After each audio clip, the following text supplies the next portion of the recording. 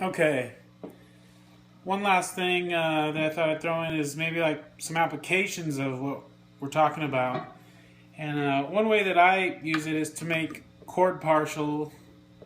I shouldn't say that. Dyads for chords, just little two-note voicings, or sixths, or things like that.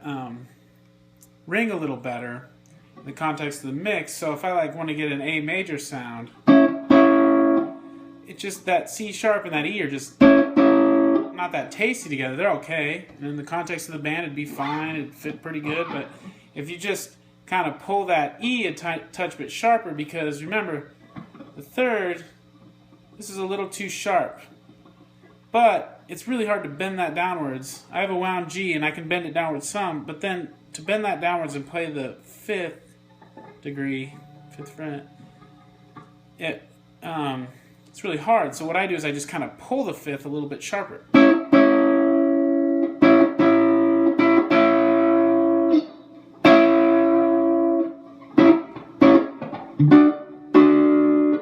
And then on something where I'm playing, which I don't like these, I don't use these a lot, but sometimes you got to use it.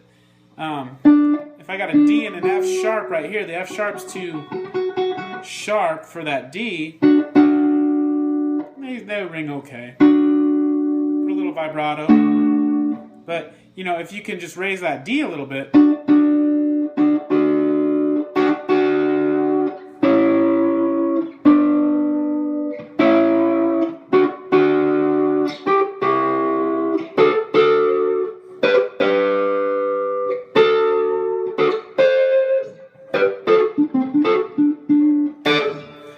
it just kind of gets the guitar vibing together. The whole thing will resonate more.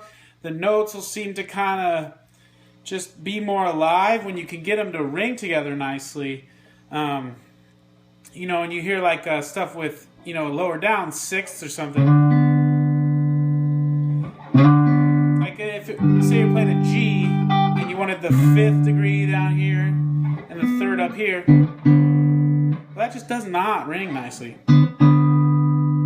I can try and pull the third flat. It's pretty hard, but if I just push the fifth a bit.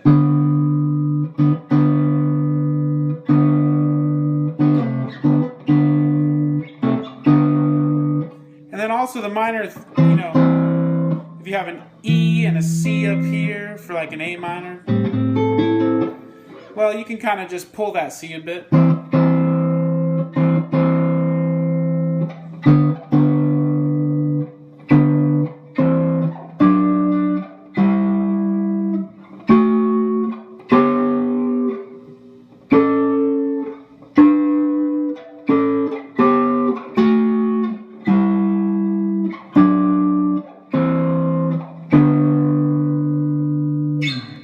It's kind of like the concept of, I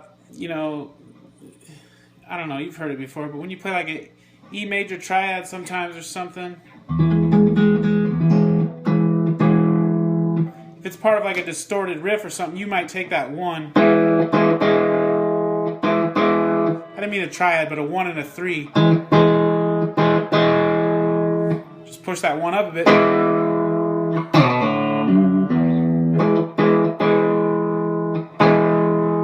Again, you do it too much, I can overdo it. I'm probably overdoing some of these things in these videos. I'm just trying to get concepts out there.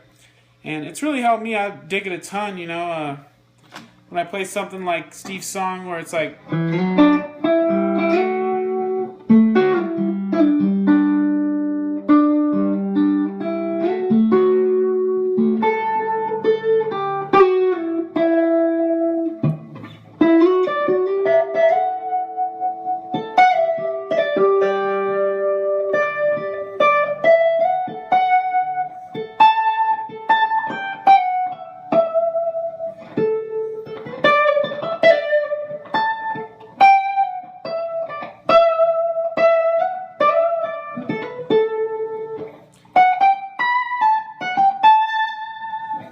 You just get a little bit more musical when you start thinking that way with the pitches.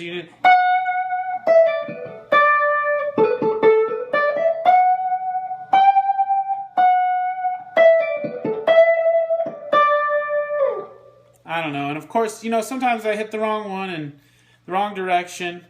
But that type of vibrato and just learning how to do it and being able to access a note while thinking, I'm going to go down with this note. You know, I'm going to go flat. It's really useful. It's like the Miles Davis lick where he goes. Well, it's kind of cool if you're like, you know, I don't want to emphasize it too much, but I'm going to flatten that 7. Miles doesn't really go. You know, if you bend that, it sounds like absolutely horrible. Can't do that. You got to go down with it. You might even go. Bend the B up a little bit.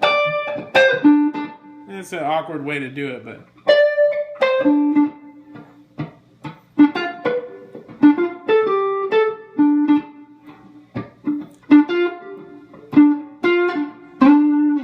I can't do the lick right now.